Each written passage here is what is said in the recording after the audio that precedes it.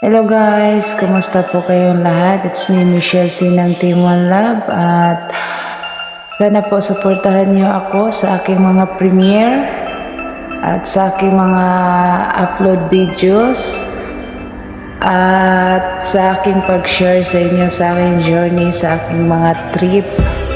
Dito po, isa po akong OFW ng Lebanon at i-share ko lang sa inyo ang aking mga na-experience dito as a OFW at sa every time na mayroon akong day off.